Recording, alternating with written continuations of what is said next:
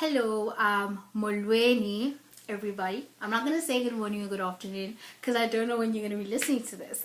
So firstly, welcome to my first episode on my official YouTube channel, and this is my studio. Welcome. I am Siphe Mwellie, so Mwellie, and I am a South African who has moved to New York City this year. That's briefly what the description says on my YouTube channel. But also to give you a background on myself, actually I have a page on Facebook called Siphe, which in translation means follow your heart.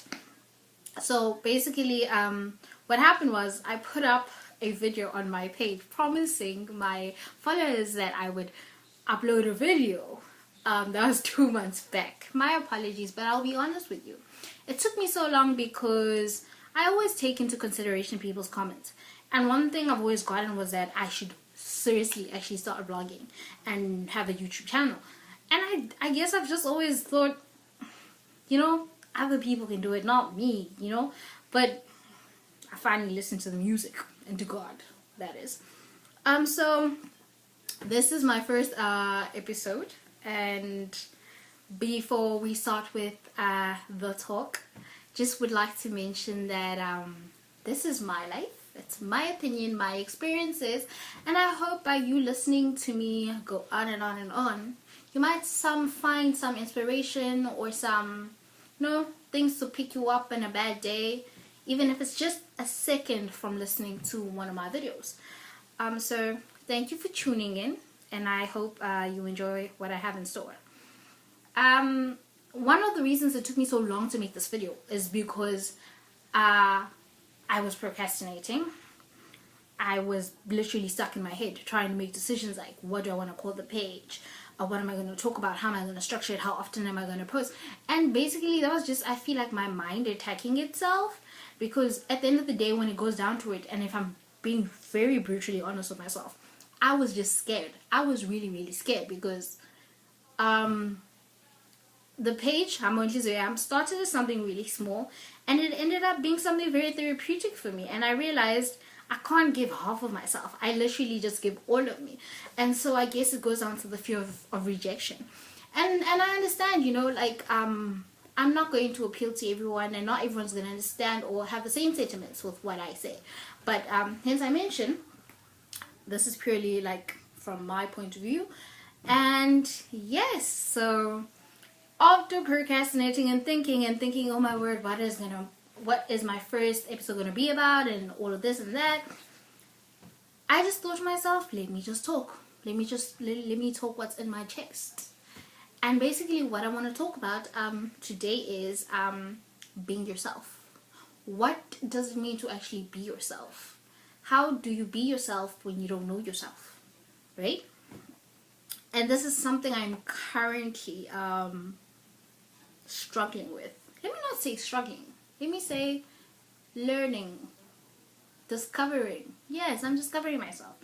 I'll make an example to you. I have always been those kids in class, right? When you start in your class, the teacher always says, tell us about yourself. And I'd always be the first one and be like, yay, I'm Siphe, I'm bubbly, I'm this, I'm that. And it's always been easy to describe myself because I felt like I knew myself. Then life decided to show me that actually, young lady, you need to do some soul searching. This comes from, just a quick background on who I am. I am a 24-year-old young lady from South Africa, to be exact in the Eastern Cape, Mthatha. I went to university in Port Elizabeth, in the University of Nelson Mandela. I graduated in public relations. I was working as a PR intern at the university as well. And after working in the office space, that's how my page came about. I felt like this is not what I want to do with the rest of my life. Like, there has to be more. There has to be.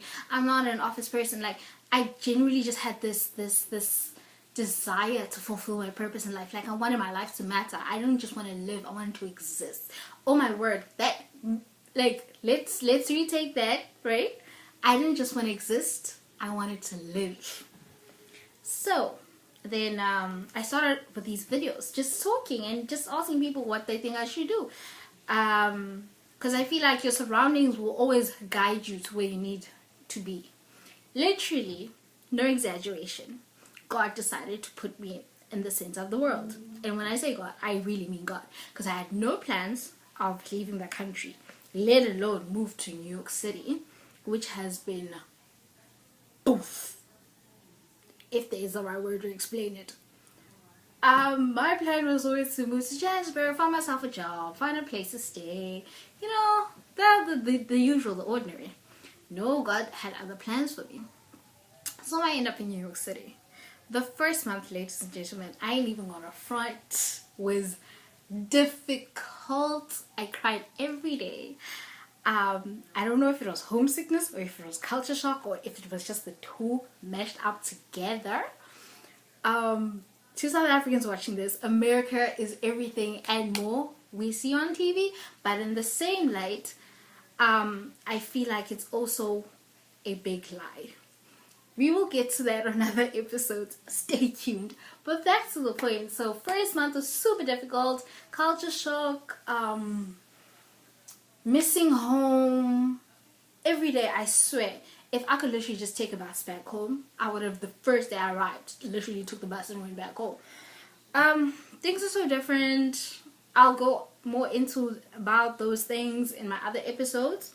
But with this one, I want to focus more on the internal stuff, not the, you know, so what's the difference between South Africa and America sort of vibe, right? That will be for a later stage. But going back to tonight, so being yourself. Now I had to deal with culture shock, homesickness. By 3 months, okay, I was starting to, you know, out of crying every day, it went to crying once a week, to meaning 4 times a month, right? It got better and better. And then that's when the internal work started. This is when now I started to realize that, wow, I actually don't know myself. I don't know what I like. I don't know.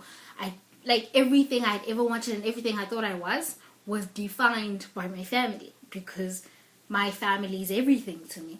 And so I guess I realized that all the decisions I had made up till this point in my life were not decisions that I really wanted deep down, were decisions that were expected of me, not forced upon me, but almost as to say, this was what, you know, as a young black young lady child you're supposed to be doing, you know, not just thinking of yourself but thinking about your entire family.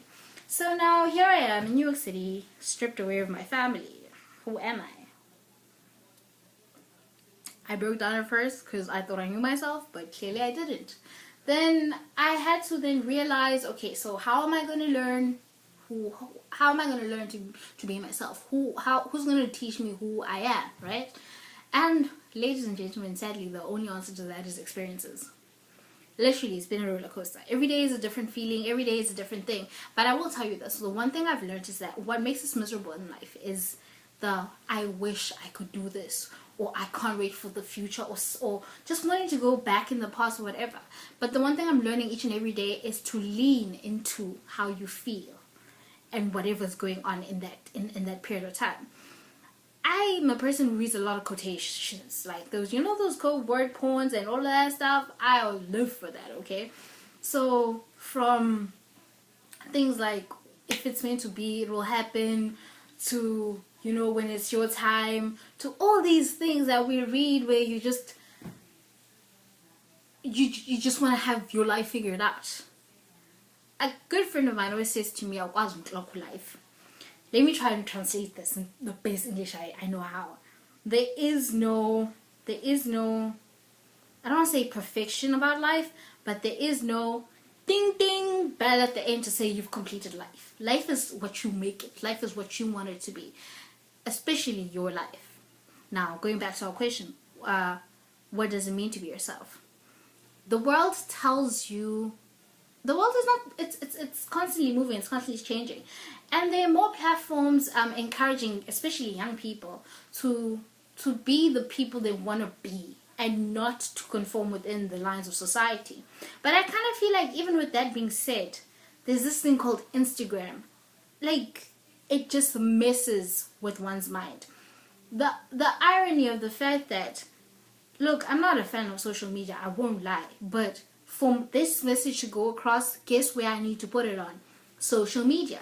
So we feed the beast, and the beast also like retaliates if you don't manage the beast well.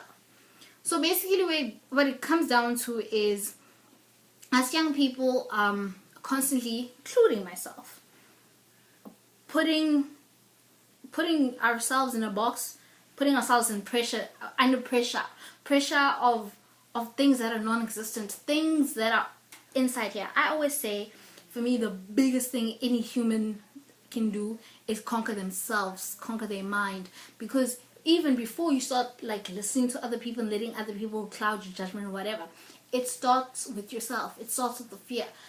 Even for me, that's why I'm speaking to you about this. Every day is different. Every day I'm scared of a different thing. And every time I overcome that fear, I'm like, but Siphe, why? What was the problem? Why were you scared? What's the worst that could happen? Really? You're still breathing, aren't you? It's all in our heads, man. I feel like if we stopped living in here, if we stopped judging ourselves in here, everything else would flow. Because I bet you, wherever you are, if you're struggling with something or if you feel unhappy, it's because you are literally going opposite who you are. You are not doing things that feed your soul. You're not doing things that make you, because you just want to go about the world being unnoticed. That means doing everything that everyone does, posting everything you eat, posting this, posting that. Like, one night I was just sitting and thinking, imagine, you know, that one thing we hide about ourselves, that thing you think to myself, oh my word, if my friends or if my circle find out that like I'm into this or I like this, that thing is one thing is that's actually gonna give you purpose. That thing you want to do. Because I feel like also I'm lucky to be born in a time where, I'm not saying it doesn't happen anymore, but at least there's awareness to it, in terms of I refused that whole situation of I need to work in corporate or whatever because it's going to pay the bills or whatever.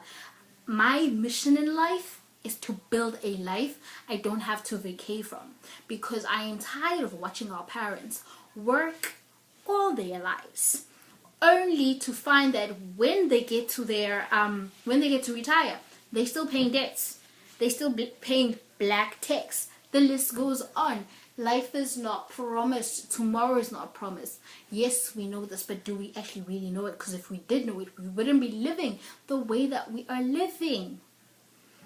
So it all goes back to knowing yourself. This word that is popping up of late, which is self-care, self-love, self-appreciation. And this is not just no, I'm not being biased and just saying like this is for women, but for men as well. Like, people, if you don't value yourself and you don't appreciate yourself, then the people that come into your life thinking that they can treat you however they like because, you know, you just whatever. I believe that truly when you start taking care of yourself, when you start loving yourself, when you start paying attention, when you start having awareness of the circles you keep, of the food you eat, of the company you keep, of the things you watch, the things you listen to, the conversations you take part in, the people whispering in your ears, the movies you watch, then you will realize, once you're aware of that, you will realize what is you and what is not you. So that the minute you get in a situation that is not you, you go, stop. This is not what I'm about. You keep it moving. Okay? Like, wow, I wish I could remember this when times are tough in my own head. But basically what I'm urging you to do, ladies and gentlemen, is coming from a black child as well. We were never taught how to love ourselves. We were never taught how to appreciate ourselves, how to take care of ourselves. Maybe, yeah, we were taught to take a bath, go to school, do this, whatever. But we were never taught how to take care of your emotions, how to take care of your mentality, your spirituality. Like, it's a holistic thing. You're not just the outside. I